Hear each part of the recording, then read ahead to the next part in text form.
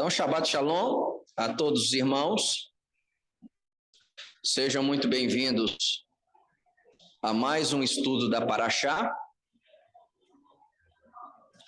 Hoje a Parashá é a Parashá de número 23. Parashá Pekudei,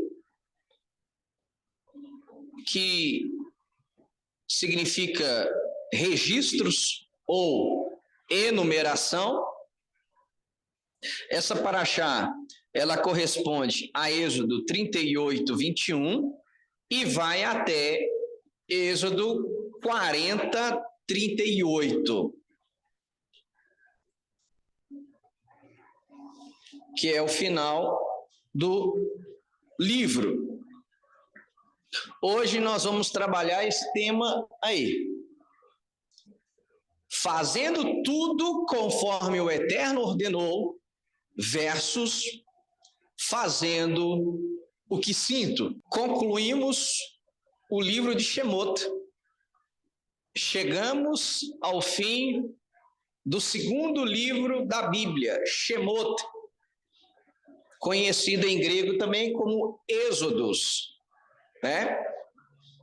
E projetado aí está a frase que é dita hoje em todo mundo em que estuda a Torá. Vamos dizer todos: Hazak, Hazak, Venit, Hazek. Deu para ensaiar, né? Então vamos lá todos agora. Hazak, Hazak, Venit, Hazek, que significa força, força, que sejamos todos fortalecidos. Toda a conclusão de um livro da Torá é dito esta frase.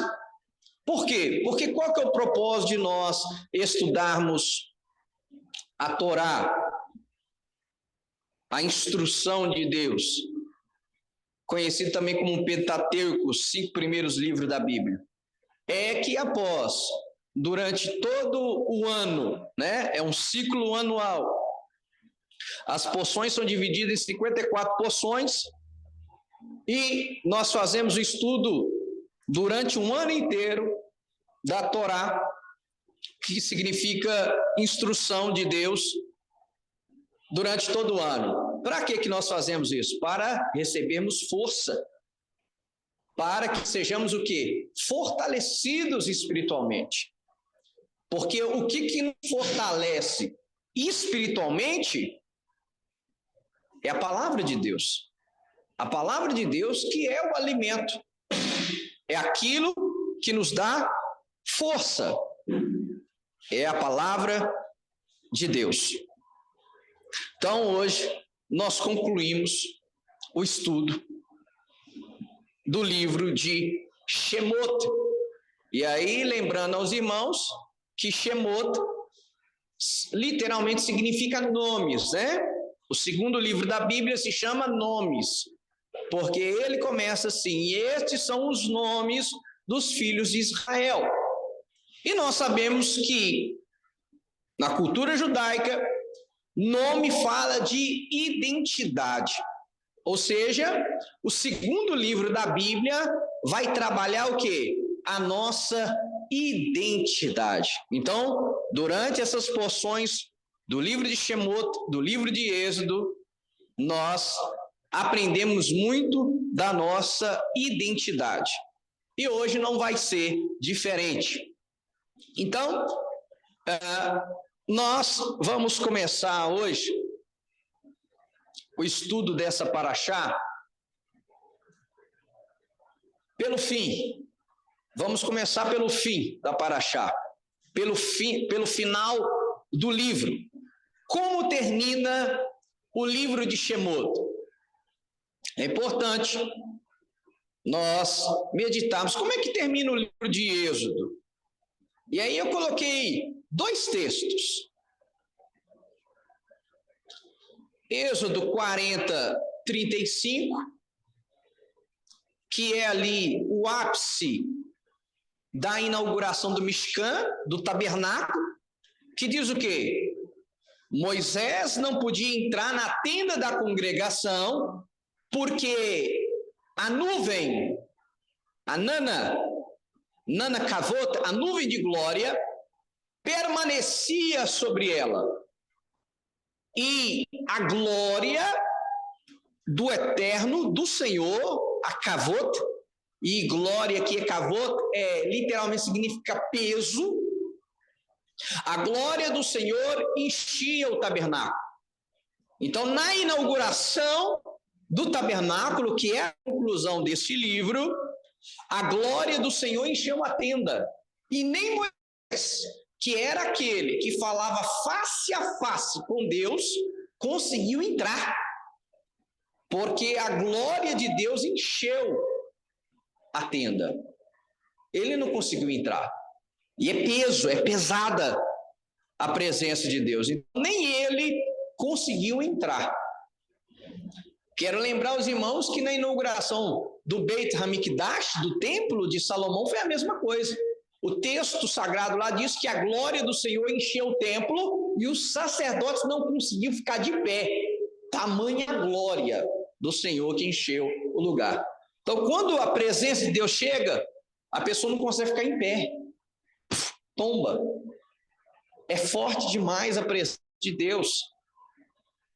Então, quando a presença de Deus está muito palpável, como foi na inauguração do tabernáculo e do templo, não se consegue entrar, não se consegue locomover, não consegue nem ficar de pé. Então, o livro conclui, porque essas últimas porções nós estudamos a construção, né, do tabernáculo. E aí o livro encerra com a presença de Deus enchendo o tabernáculo. E o livro, de fato, encerra aí no versículo 38, que diz: de dia, a nuvem do Senhor repousava sobre o tabernáculo, e de noite havia fogo nela, à vista, aos olhos de todos, à vista de toda a casa de Israel, em todas as suas jornadas. Ou seja, durante os 40 anos que o povo peregrinou no deserto, eles viram essa cena aí. Essa cena é a cena da noite, aonde a Nana Kavot, a nuvem de glória, ela virava essa coluna de fogo. E essa coluna de fogo, ela tinha o seu aspecto espiritual, mas também era para quê? Para aquecer os filhos de Israel, porque no deserto a temperatura cai. Então, Deus os mantinha aquecidos no deserto. O fogo espanta serpentes, escorpiões, animais peçonhentos que poderiam se aproximar ali da tenda do Senhor e ali ao redor as tendas dos filhos de Israel. Então, o que é isso? Era visível a presença de Deus. E aí eu coloquei Romanos 9, 4, porque Paulo vai escrever aos romanos, que foram quem? Os primeiros a se tornarem soberbos e falar: nós não precisamos dos judeus.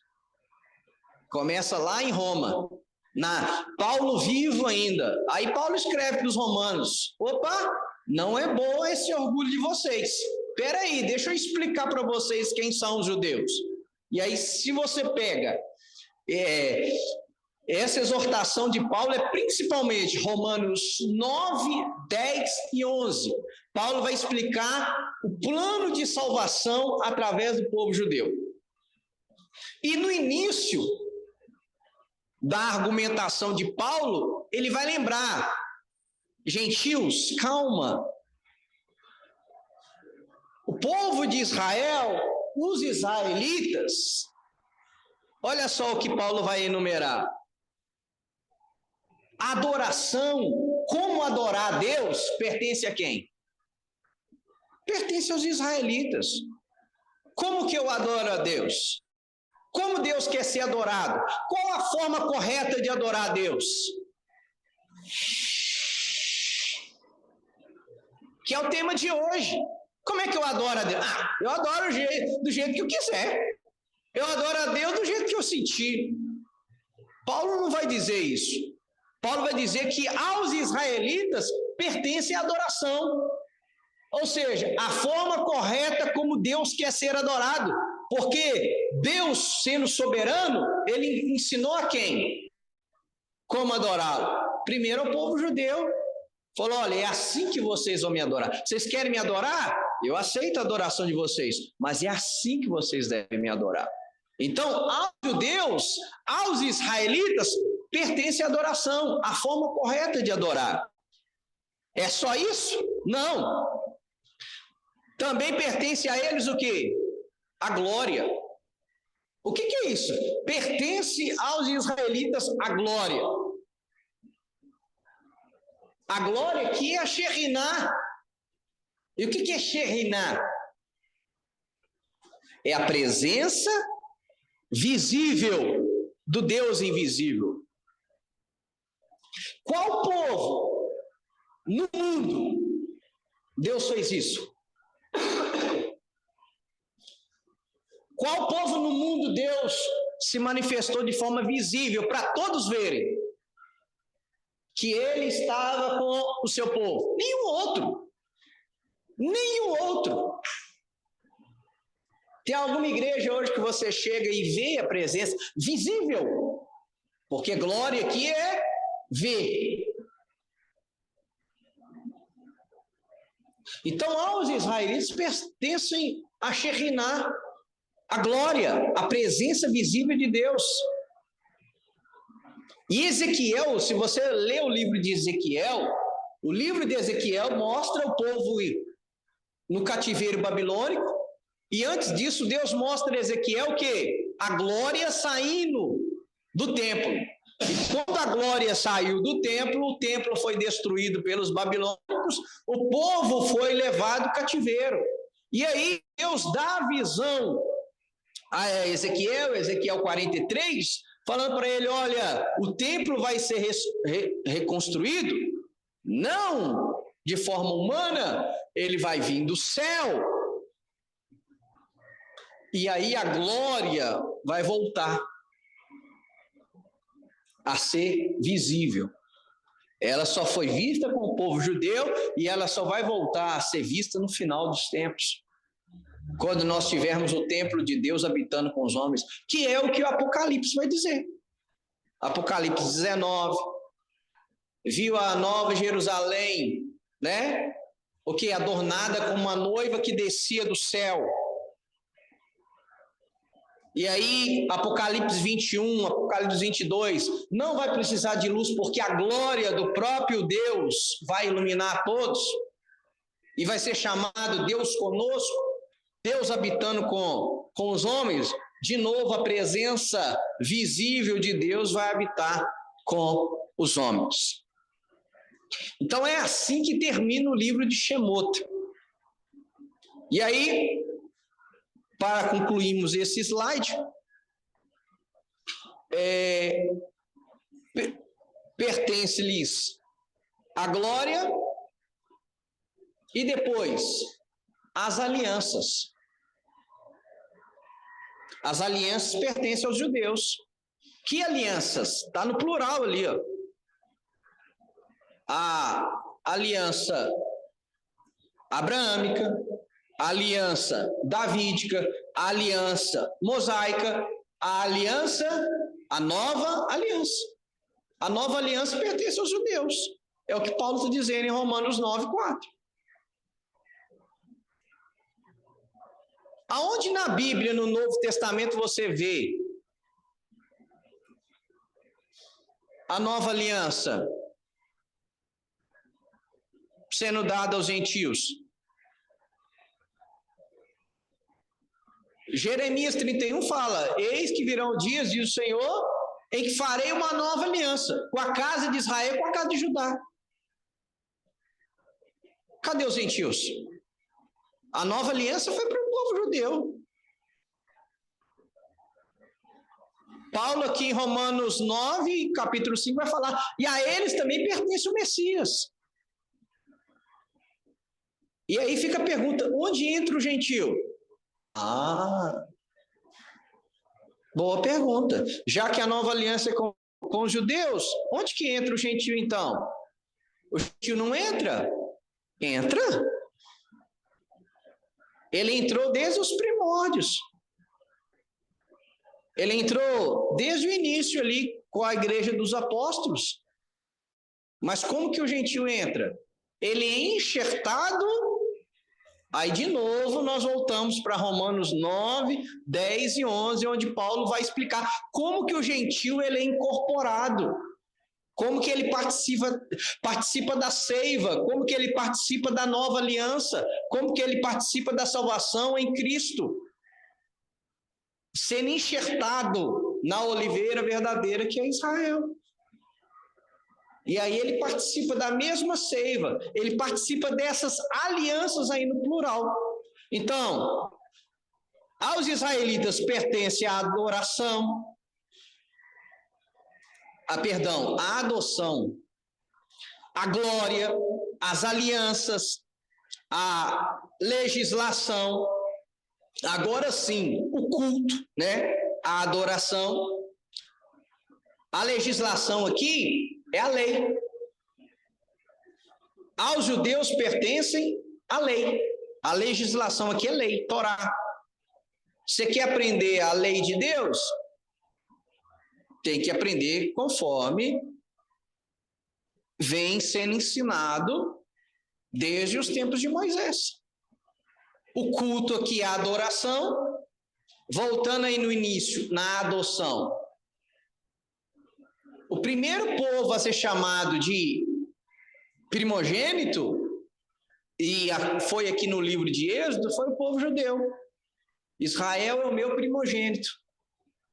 Deus vai dizer a Moisés, para que dissesse ao faraó, Israel é o meu primogênito, ou seja, Deus adotou Israel como filho. O culto aí é a forma de adoração. Como que eu adoro a Deus? Temos que aprender com o povo judeu, com o povo de Israel. E as promessas? A quem foi dada a promessa de Messias? Ao povo judeu. A quem foi dada a promessa de salvação? Ao povo judeu. As promessas pertencem a eles. A quem foi dada a promessa da terra prometida? Ao povo judeu. Então, Paulo aqui ele vai fazer uma lista das coisas que pertencem aos israelitas. Para quê? E ele está escrevendo para a igreja de Roma, que estava orgulhosa, falando, não precisamos do judeu. E Paulo fala, tudo isso aqui pertencem a eles. Então, dada essa introdução, vamos para o início da nossa paraxá. A paraxá de hoje, meus irmãos, nada mais é do que isso aí, uma prestação de contas do Eterno. Como que começa a paraxá aí? Êxodo 38, 21. Esta é, pecudei, a enumeração ou o registro das coisas usadas no tabernáculo, do testemunho, que por ordem de Moisés foram contadas para o ministério dos levitas por intermédio de Itamar, filho de Arão, o sacerdote. Nós temos a paraxá Terumá, que significa ofertas, né? Onde Deus pede para que levassem ofertas para a construção do tabernáculo. Paraxá Pecudei é o que eu coloquei, a contabilidade. O Eterno fez sua prestação de contas de todas as ofertas usadas para a construção do tabernáculo, do Mishkan.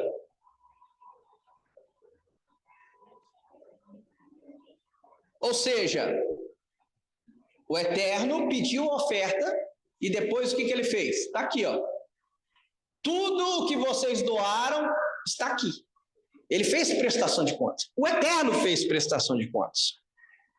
O Eterno trouxe as claras. Olha, entrou tanto, nós gastamos tanto, e está aqui o resultado da doação de vocês. Então, essa paraxá nada mais é do que prestação de contas. É a contabilidade do Eterno. Isso fala muito para nós hoje. Eu não posso estar num lugar onde eu dou a minha oferta, eu dou o meu dízimo, eu não vejo para onde que o meu dinheiro vai, eu não vejo para onde que vai a minha oferta, eu não vejo para onde que vai o meu dízimo, eu vejo o ambiente precisando, eu não vejo os recursos sendo aplicados, eu não vejo ajudando o próximo, eu só vejo o quê? O líder com o carrão, o líder morando numa mansão, e o outro irmão passando necessidade, tendo que preencher um formulário para ver se pode doar para ele uma cesta básica. Então eu não posso estar no lugar onde não tem transparência. Onde que está o dinheiro? Está sendo gastado aonde? Eu não posso estar no lugar onde o líder chegou num Fiat Uno 147 e hoje ele tem um carro do ano. Onde ele pagava aluguel e hoje ele mora num bairro nobre. Onde a igreja não sabe quanto que o pastor ganha. Onde a igreja não sabe onde os recursos vão. Essa paraxá aqui é uma lavada na cara da pastorada. O Eterno está falando, olha, eu pedi a doação, eu pedi o povo para doar, e eu estou mostrando aonde está o dinheiro. E a primeira coisa, você não pode seguir um líder que é corrupto. Ah, mas eu não sou corrupto. Se ele está roubando, o problema é dele. Se você está no ambiente onde você sabe que o dinheiro não está sendo aplicado da forma correta, você é condizente com aquele erro. Você está compactuando com aquilo. E eu já disse aqui que teve um irmão em que a noiva dele estava passando necessidade, ele chegou perto do pastor e falou, pastor, esse mês eu vou pegar o meu dízimo, a minha noiva está desempregada e ela paga aluguel. Eu vou pegar meu dízimo, vou comprar a cesta básica, vou levar para minha noiva. Não, você não pode fazer isso não, você tem que trazer o seu dízimo para a igreja. A igreja que vai ajudar ela. Ajudou?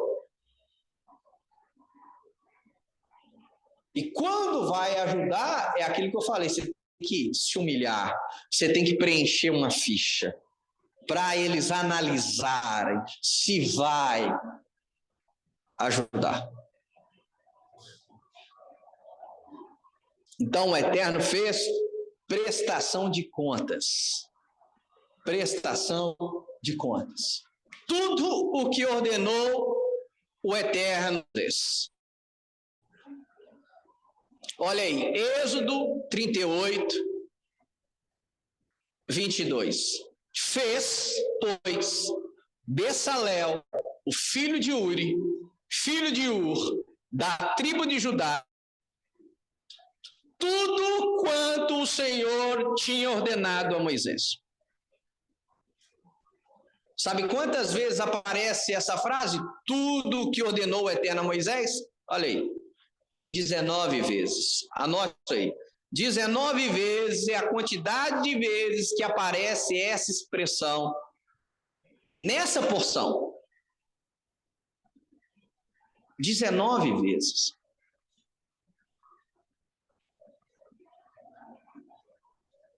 Várias vezes na paraxá aparece essa expressão.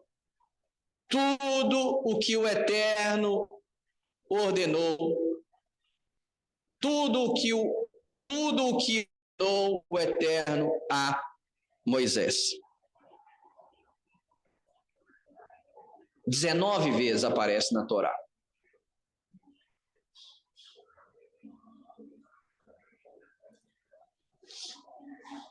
Qual que é o propósito disso?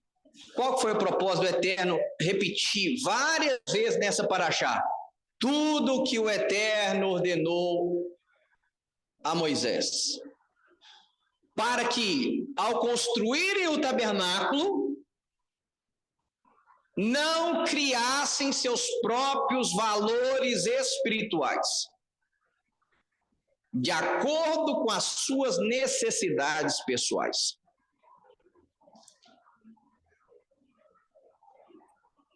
Porque se você, depois desse estudo, for reler essa paraxá,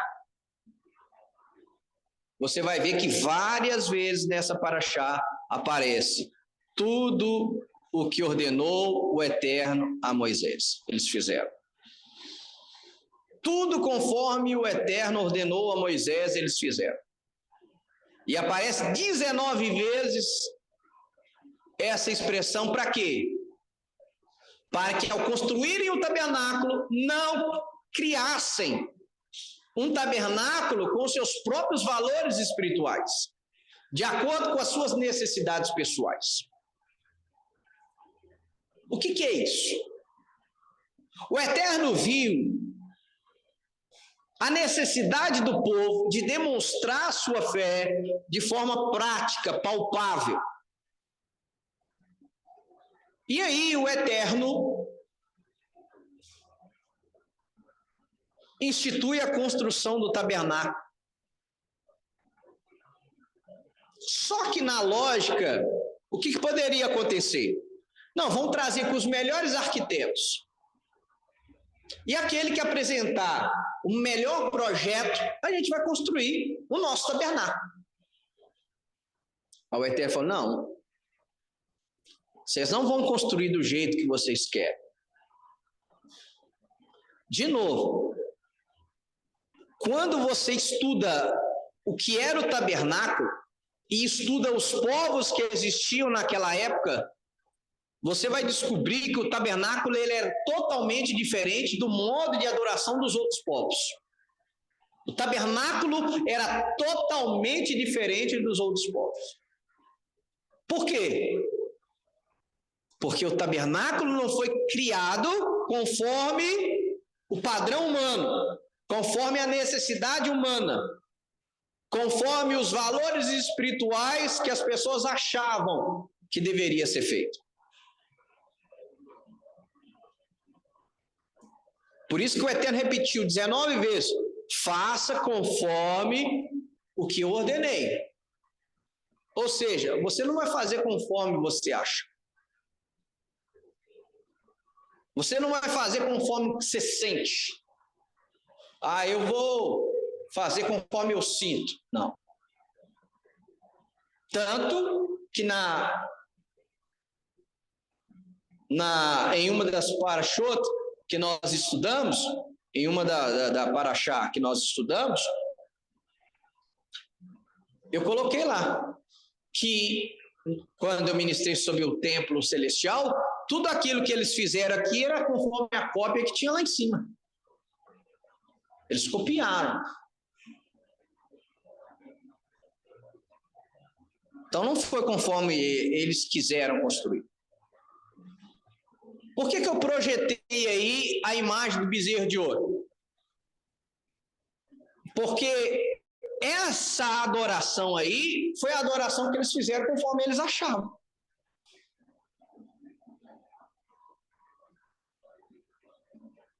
Foi um dos acontecimentos mais fatídicos que aconteceram com o povo de Israel. Foi um dos pecados mais graves que o povo de Israel cometeu, o pecado do bezerro de ouro. E o que é o pecado do bezerro de ouro? Foi quando Moisés demorou em cima do monte e ele falou, olha, nós precisamos adorar a Deus. E aí, olha o resultado. Eles falaram que estavam adorando a Deus. Estava adorando a Deus. E aí o povo se levantou para comer, beber e se entregar à folia. Adoração.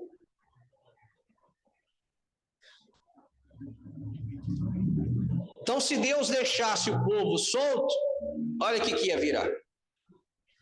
Por isso que ele repetiu 19 vezes. Tudo o que ordenou o Eterno a Moisés. Eles fizeram. Por isso que nessa paraxá, depois na hora que você relê, você vai ver várias vezes. Você pode marcar na sua Bíblia depois, todas as vezes que vai repetir essa expressão, você vai ver. Criava-se um objeto, está lá. Tudo conforme o Senhor ordenou a Moisés. Não foi coisa da cabeça deles. Não foi da forma como eles queriam. Por isso o tema de hoje é esse. Tudo que o Eterno ordenou versus faço o que sinto. O que é faço o que sinto? Os sábios do povo de Deus vão dizer que é o sentimento do coração. Tem muita gente hoje que quer adorar a Deus, quer servir a Deus. Mas ele quer adorar a Deus como? Ele quer adorar a Deus da forma como ele se sente bem. E nós vimos no slide anterior que não. Deus não permitiu que criasse um ambiente conforme os valores espirituais que as pessoas achavam. Deus não permitiu isso, não. Vocês vão construir o tabernáculo assim, porque esses são os valores que vocês precisam. Eles poderiam questionar, mas não é esses valores que nós sentimos que nós precisamos. Mas o Eterno falou, vai ser assim. E hoje as pessoas querem o quê? Eu faço o que sinto. Um exemplo. O Shabat, o sábado. A Bíblia toda está lá dizendo que guardarás o dia do sábado.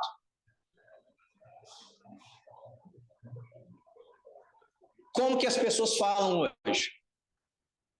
Não precisa guardar o sábado, necessariamente o sábado.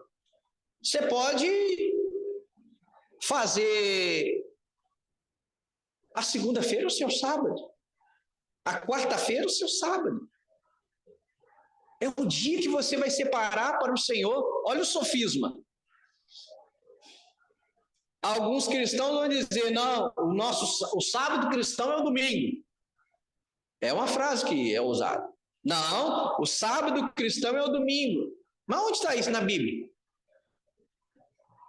Não está.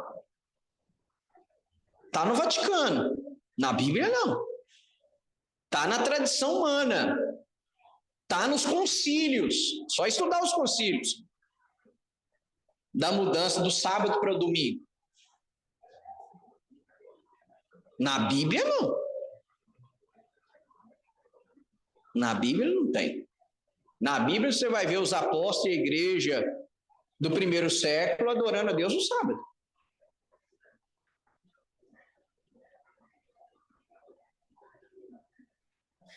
Então, há um perigo nisso aqui. Eu faço o que sinto. As pessoas querem servir a Deus da forma que elas querem. Essa imagem aí é uma imagem de uma igreja. Isso aí parece uma igreja? Por quê? Porque está imitando o mundo. É criando um ambiente conforme a necessidade deles. Conforme, como eu coloquei no slide anterior, conforme os padrões espirituais que eles acham que tem que ser. Não, eu quero adorar a Deus, mas eu quero adorar a Deus num ambiente tal. É por isso que hoje existe a igreja ao gosto do cliente. Você gosta de rock? Tem a igreja dos roqueiros. Você gosta de surf? Tem a igreja dos surfistas. Você gosta do fininho? Gosta de fumar a maconha? Tem a igreja dos maconheiros. Só pesquisar, dá um Google, tem a igreja. A pregação do pastor está muito chata, tem a salinha lá onde o cara vai puxar um. Vai lá, fuma um, depois volta. Ah, eu gosto de nudismo. Tem a igreja do nudismo, onde todo mundo adora Deus nu, igual Adão e Eva, que beleza. Então tem a igreja ao gosto do cliente. E hoje as igrejas estão assim. Você não sabe se é uma discoteca, se é uma boate ou se é uma igreja. Pintaram de preto, colocou um latão de óleo de motor na frente, pinta ele, joga jogo de luz, fumaça, e ele toca louvores a Deus, e eu estou adorando a Deus, e eu me sinto bem na igreja. Olha o perigo de se sentir bem, de querer servir a Deus da forma como eu sinto. É o sentimento do coração, eu faço o que sinto. Então eu guardo o dia que eu me sinto melhor, eu adoro a Deus do jeito que eu acho que é melhor. Então essa paraxá vai na contramão disso aí. 19 vezes o Eterno fala, e fez conforme o Senhor ordenou. Aí voltamos para o início do estudo de hoje. Você quer saber como que adora a Deus? Deus já mostrou. Deus já revelou na sua palavra como que ele quer ser adorado. A forma como agrada a ele. Não, mas as pessoas querem adorar a Deus do jeito que ela se sente melhor. E é perigoso. É perigoso porque nós voltamos lá no pecado do bezerro de ouro. O pecado do bezerro de ouro, que é um fato fatídico que aconteceu com o povo de Israel nesse livro de Êxodo, é o problema. Outra imagem de uma igreja. Mas olha que Paulo escreveu a Timóteo. Mas o Espírito Santo expressamente diz que nos últimos dias, o que vai acontecer? Apostatarão alguns da fé, dando ouvidos a espíritos enganadores e a doutrinas de demônios. Então Paulo advertiu ao jovem pastor Timóteo, olha, o Espírito expressamente diz que nos últimos dias as pessoas vão abandonar a fé. E aí Paulo continua. Aí agora, na sua segunda carta a Timóteo. Na segunda carta a Timóteo, olha o que ele diz de novo. Sabe, porém, isto, que nos últimos dias, e aí é a expressão hebraica no Aharit Hayamim, que é uma expressão hebraica muito forte para falar de cumprimentos proféticos dos últimos dias. Paulo está dizendo, olha, no Aharit Hayamim sobrevirão tempos difíceis, tempos trabalhosos. O que vai acontecer? Versículo 2, porque haverá homens amantes de si mesmos. A pessoa ama ela mesma. Avarentos, amam o dinheiro. Presunçosos, não pode chamar atenção.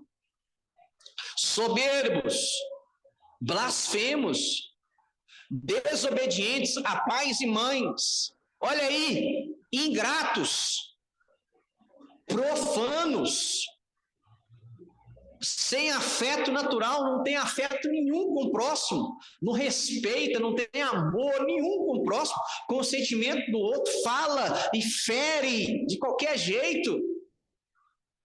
Pessoas sem afeto natural, irreconciliáveis, uma pessoa que você nem consegue, nem se você quiser reconciliar com ela, não tem jeito, ela não tem conversa.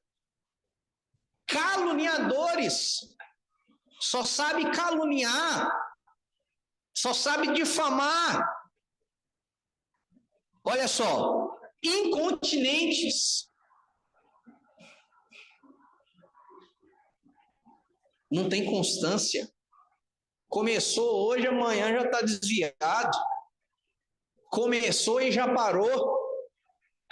É incontinente, é inconstante. cruéis, sem amor para com os bons, traidores, obstinados, orgulhosos, mais amigos dos prazeres do que amigos de Deus. Tendo aparência de piedade, parece até crente, mas negando a eficácia dela. Destes, afasta-te. Afasta desses. Paulo está dizendo a Timóteo, afasta desses que têm aparência de crente, mas nega a eficácia dele. Até parece que é crente, até frequenta a igreja, mas na hora que você vai conviver com ele, você sabe que a pessoa não é crente. Ele pertence a uma igreja evangélica, ele se diz cristão.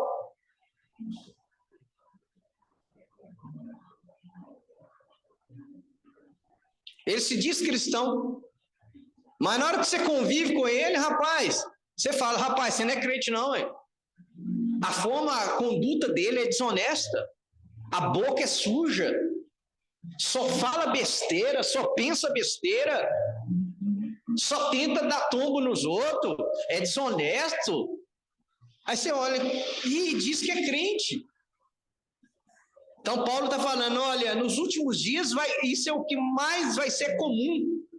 E sabe o seguinte? Afasta desse tipo de pessoa. Não tenha convívio com esse tipo de pessoa, não. Por quê? Porque te contamina. E aí na imagem aí está projetada uma igreja. Essas são as igrejas modernas, né? É aquilo que o pastor Wagner fala, qualquer um põe a mão na cabeça, né? O cara tem a conduta toda errada e está ali impondo a mão. Deixa não.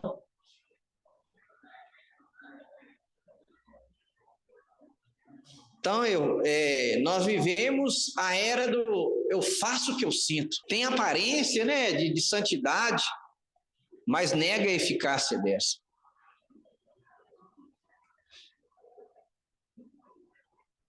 E aí Paulo termina, 2 Timóteo 4, 3 e 4, diz, olha, porque virá o tempo, Timóteo,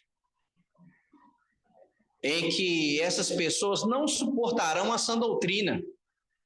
O quê? O ensino verdadeiro não suporta. Mas tendo comichão no ouvido, amontoarão para si doutores, conforme as suas próprias concupiscências. Ou seja, eles vão gerar líderes para si, conforme os seus próprios desejos. Aí você vai ter todo tipo de igreja. Porque não, meu líder aceita isso. Eu gosto de tatuagem. Meu líder todo tatuado e fala, que isso, isso não tem nada a ver não. Jesus está tatuado na coxa dele, Senhor dos senhores, Rei dos reis, vamos tatuar. Você quer tatuar? Vamos tatuar. Aqui na igreja tem que o tatuador ali, a salinha do tatuador. Ah, eu tenho problema com homoafetividade. Que isso? Aqui você é bem-vindo, aqui é igreja inclusiva. Aqui nós acolhemos todos. É o quê? Faço o que eu sinto. Você se sente bem aqui? Nós adoramos a Deus aqui. Todas essas igrejas falam que estão adorando a quem? A Deus. Todas as igrejas falam o quê? Que estão ensinando o quê? A palavra de Deus. E aí, depois dessa exortação de Paulo a Timóteo, olha, vai chegar um tempo que eles vão gerar pastores para eles. E as igrejas estão o quê? Lotadas. Já vazou vídeo na internet, o pastor ensinando os seus obreiros como que rouba dos fiéis, joga até a Bíblia no chão. E você falar assim, vai, passa lá em frente à igreja dele, está lotada. Como que você me explica isso, meu irmão? Como é que você explica isso para a pessoa? Você explica ela com isso aqui. Paulo já falou que isso ia acontecer. Paulo falou que vai chegar um tempo que eles vão ter comichão nos ouvidos, eles querem pregação que dá coceirinha no ouvido. Pregação que vai o quê? A massagear o ego deles. Que vai te dizer, vem para cá, Deus vai te dar um carro. Vem para cá, Deus vai te dar uma casa, vai te dar um maridão, um bonitão, vai te dar um gostosão, vai te dar uma gostosona. É isso. Tá cheio. Por quê? Mas qual que é a mensagem que está sendo falada lá? Deus vai te dar. Deus vai fazer. Vem cá, irmão, dá o seu testemunho. Ah, eu não tinha nada. Hoje eu sou empresário. É só ter. E o que exige ele para ser membro? Exige ele frequentar o culto? Exige ele estudar a palavra? Exige dele uma vida de oração? Exige dele consagração? Exige dele santidade? Não exige nada. Faça o que você sente.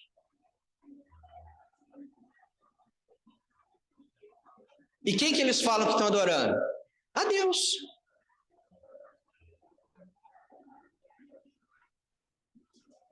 O líder que os lidera chama de pastor. Eles vão fazer para si pastores. Por que essas igrejas têm ibope? Porque as pessoas frequentam. Se não tivesse quem frequentasse, estava fechada. Mas as pessoas não querem ouvir a verdade. Olha o versículo 4. Desviarão os ouvidos da verdade, voltando-se às fábulas. A lenda. Isso é lenda. O cara chega lá quebrado, ele vira empresário. Sim, não é para todo mundo, não. Aí vem essa ilusão. Isso é fábula. Vem para cá que as coisas vão fluir bem para sua vida. Está vendendo o quê? Ilusão. A pessoa só vai para lá o quê? Na esperança de ter uma vida melhor, de ser um grande empresário, de ter dinheiro. De ter.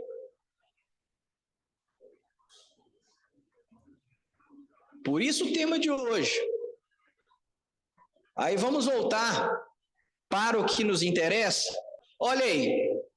Tudo o que o Eterno ordenou a Moisés. Anote isso aí também. Como o Eterno ordenou a Moisés na gemátria, é 113. O que é gemátria? É o valor numérico das palavras. Gemátria é o valor numérico das palavras.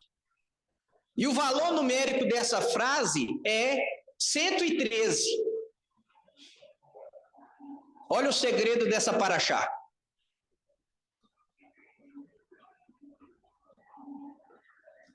E 113 é o mesmo número de vezes que aparece a palavra coração na Torá. E aí agora é a cereja do bolo para a gente fechar o estudo de hoje. Então essa frase aí, como ordenou o Eterno a Moisés, tem um valor numérico de 113. 113 é o número de vezes que aparece a palavra lev. Lev, em hebraico, é coração.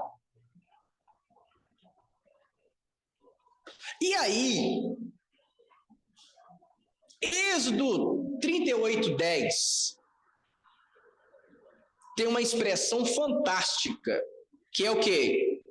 O Eterno chamando, e venham todos os sábios de coração entre vós e façam tudo o que o Senhor tem mandado.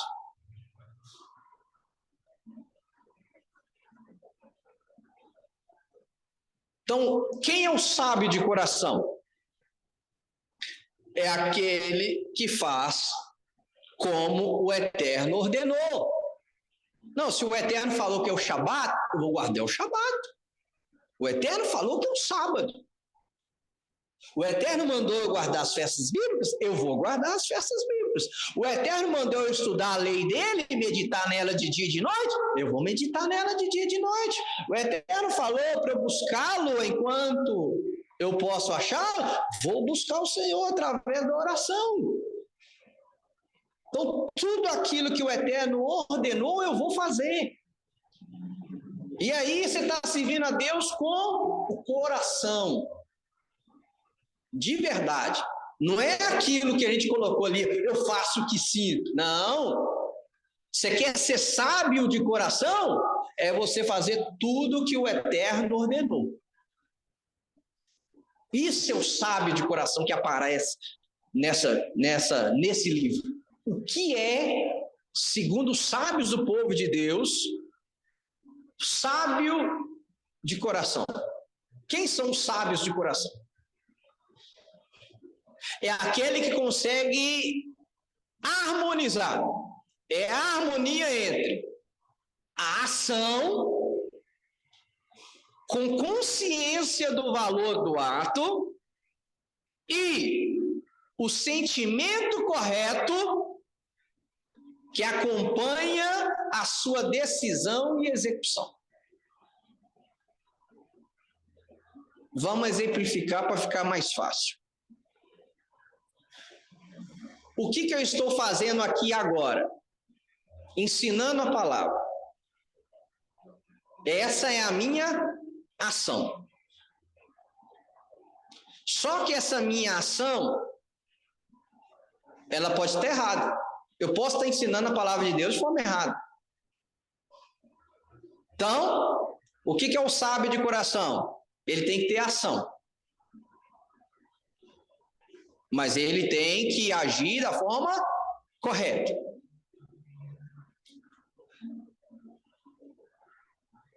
Isso é a consciência do valor do ato.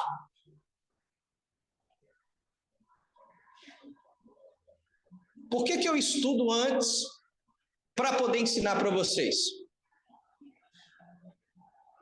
A minha ação é o quê? É chegar aqui e pregar. É chegar aqui e ensinar. Isso é a minha ação. Só que eu tenho que ter consciência do valor da minha ação, do meu ato. Eu não posso chegar aqui e ensinar errado para vocês. Então, antes de eu ensinar para vocês, o que eu faço? Eu sento para aprender. E pesquiso. E busca num livro. E busca no outro. E aprende com um. E aprende com o outro. Para o quê? Para ensinar da forma correta. Porque isso é eu ter consciência do valor da minha ação. A importância de ensinar. Eu não posso ensinar de qualquer jeito. Eu já falei com vocês isso. Como é que eu cheguei no conhecimento que eu tenho hoje? Eu sempre ouvia, quando eu era novo convertido, os pastores, grandes pastores, pregando e falando, não, porque no original hebraico está assim, não, porque no original grego. Original hebraico, original grego. Então, eles não buscam só na língua portuguesa, não, eles vão mais. Falando, então eu tenho que ir mais. E aí você vai cavando, você vai estudando, e na medida que você vai estudando, Deus vai se revelando, vai se mostrando. Porque Deus olha o que? A kavaná, a intenção correta do coração. Não, ele quer chegar na verdade. Não, ela quer conhecer a verdade, então vou revelar. Porque Deus conhece a intenção do nosso coração. A kavaná. Então é a harmonia entre a ação e a consciência do valor do ato e o quê? E o sentimento correto. A harmonia entre a ação e o sentimento correto. A ação é o quê? Eu estou ensinando a palavra. Consciência do valor. Eu tenho que ensinar, mas eu tenho que ensinar o certo. Não vou ensinar o povo errado. Eu vou para o inferno e vou levar os outros comigo para o inferno. E o sentimento correto? Porque tem muita gente que estuda a palavra para quê? Para ganhar dinheiro. Ele estuda, conhece muito. E aí o que ele usa? O conhecimento que ele tem da palavra para quê? Para ganhar dinheiro. Aí qual que é o sentimento dele? Não, eu estou pregando a palavra. Mas Qual que é o sentimento que acompanha a decisão e a execução dele? Não, ganhar dinheiro. Quantos têm muito conhecimento e ganham dinheiro? Pregando a palavra. E muito dinheiro. Então, é a ação acompanhada do sentimento correto. Eu posso pregar aqui, eu posso estar pregando aqui e pensa, não, quantos likes esse vídeo vai ganhar no YouTube? Quantas visualizações esse estudo vai ganhar no YouTube? Ah, eu vou virar famoso no YouTube. E se eu tiver com essa intenção? Aí o meu sentimento não está correto. Porque Deus não está interessado em like, Deus não está interessado em quantas visualizações eu vou receber, Ele está interessado em quê? Na minha ação, eu ter consciência do valor da minha ação é o quê? Eu ensinar a palavra, mas ensinar a palavra no contexto correto, ter a responsabilidade de ensinar da forma correta e com o sentimento correto. Qual que é o sentimento? Livrar sua alma do inferno. Qual que é o meu sentimento aqui? É te ensinar a verdade para você escapar do inferno, para você ter a vida eterna, para você herdar a salvação, para quando você partir dessa aqui, você chegar lá na glória, ter a salvação e a vida eterna. Esse é o sentimento de pregar a palavra. Não devo pregar para ter igreja cheia. Não devo pregar para ficar famosinho, não. É o pastor famosinho. É o pastor que conhece hebraico. Não. É o pastor que prega no contexto original, doa quem doer, e para livrar a alma das pessoas do inferno. Eu prego e grito aos quatro cantos por causa de Mateus capítulo 7, que eu sempre repito aqui, ó, muitos daquele dia vão ouvir o quê? Senhor, Senhor, não expulsamos nós em teu nome, não falamos outras línguas em teu nome, não fizemos muitos milagres em teu nome, não vos conheço, apartai-vos de mim, praticantes da iniquidade. Porque estudando a palavra eu conheci o quê? Nossa teologia hoje é antinomista, é anti-lei.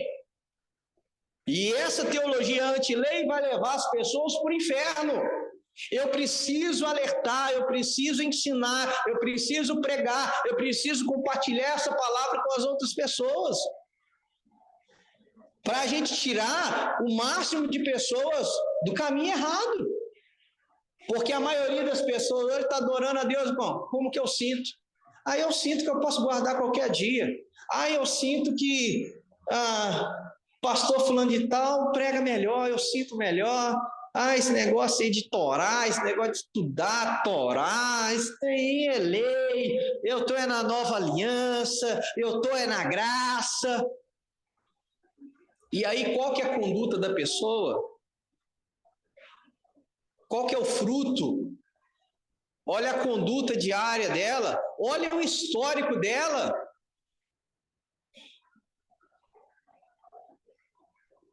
Pelos frutos os conhecereis. Então guarda essa frase aí, porque essa é a definição de sábio de coração. É quando aquilo que eu pratico, eu tenho a consciência do valor do ato. E eu estou com a kavaná correta, com a intenção correta do coração, que acompanha a minha decisão e a minha execução. Porque só a intenção correta não salva, não. Saul, quando foi substituir Samuel, estava demorando, ele mesmo ofereceu o sacrifício e por isso ele foi rejeitado. A intenção dele era adorar a Deus. E ele foi reprovado. Só boa intenção. É uma frase que eu sempre escuto, eu sempre falo aqui. O caminho que vem para pavimentar o inferno é calçado de boas intenções. O caminho que conduz ao inferno é pavimentado de boas intenções. Vai ter muita gente boa intencionada que vai para o inferno. Eu tinha boa intenção. Boa intenção não salva ninguém. Você tem que fazer o que o Eterno ordenou. É aquilo que o Eterno falou que a gente tem que fazer. E ponto. Não é o que eu acho, o que você acha. Não. É aquilo que o Eterno ordenou. Então é isso, meus irmãos. Olha para vocês verem.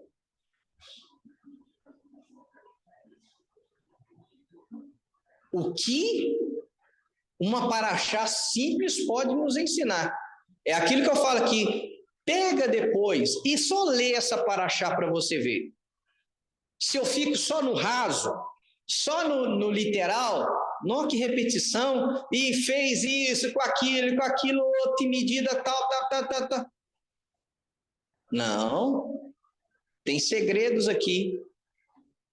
A Torá, e aí eu concluo, a Torá não é só uma sabedoria milenar. Estudar a Torá é bom porque é a sabedoria milenar dos judeus. Não. A Torá não é uma sabedoria milenar. A Torá é a palavra de Deus. É a instrução de Deus. Tem valores espirituais eternos aqui. É por isso que o judeu estuda o ano todo, faz esse ciclo o ano todo, porque existem verdades espirituais muito profundas aqui. Você viu que só uma frase, segredos que você encontra, tudo conforme o Senhor ordenou a Moisés. Aí os rabinos falaram, repete demais. A Bíblia não repete nada à toa, o Eterno que está querendo nos chamar a atenção para algo. Aí eles começaram a cavar, peraí, o valor numérico disso aqui é 113. O que mais tem de 113 na Bíblia? Ixi, rapaz, 113 é o mesmo número de vezes que aparece a palavra coração. E aí eles linkaram com esse texto que o Eterno chamou para participar da construção do Mishkan, do tabernáculo, aqueles que são sábios de coração. E aí eles concluíram o estudo com isso aí. Quem que é o sábio do coração? É aquele que é harmônico, aquele que consegue executar, fazer, mas ter consciência do valor daquilo que ele está fazendo e com a kavaná correta, com a intenção correta. O nosso desafio aqui, irmãos, é aprender essas verdades espirituais e praticar na nossa vida diária, no dia a dia. Aplicar essa palavra na minha vida, aplicar isso dentro da minha casa, no meu casamento com a minha esposa, aplicar a Torá na criação dos meus filhos, aplicar a Torá no meu lar, para o meu lar, a minha casa ser um ambiente onde a Torá reina, onde a presença de Deus reina, aplicar essa Torá na minha casa, para que isso alcance os meus vizinhos, para que os vizinhos vejam o meu testemunho, vejam a minha conduta com a minha esposa, com os meus filhos, como que eu conduzo a minha vida. A Torá vai me instruir como que eu vou ser no meu trabalho, como que eu vou conduzir a minha vida no meu trabalho, com os meus colegas de trabalho, com os meus líderes, com os meus clientes. A Torá vai conduzir a minha vida, como que vai ser o meu ir e vir, como que eu vou atuar na minha sociedade. E a Torá requer de mim, fale dessa verdade, é o que Paulo falou para Timóteo. Timóteo, os tempos vão ser difíceis, mas pregue a tempo e fora de tempo. Tire o máximo de pessoas do erro, do engano, da mentira. Esse é o nosso desafio como servos e servas de Deus. É para isso que nós estudamos a Torá. A Torá de Yeshua, o nosso Messias. Primeiro, para refinar a nossa alma, o nosso espírito, para enobrecer o nosso caráter. É esse o propósito, é essa Torá do Messias Yeshua.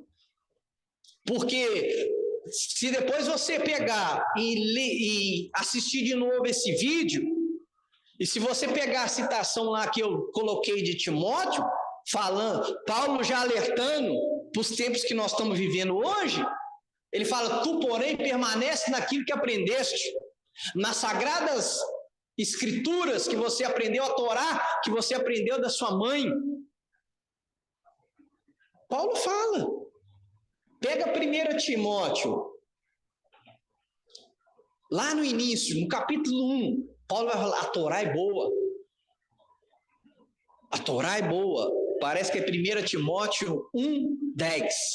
Ele vai falar: a Torá é boa. Sabe para quem que ela não é boa? Aí ele vai pular a lista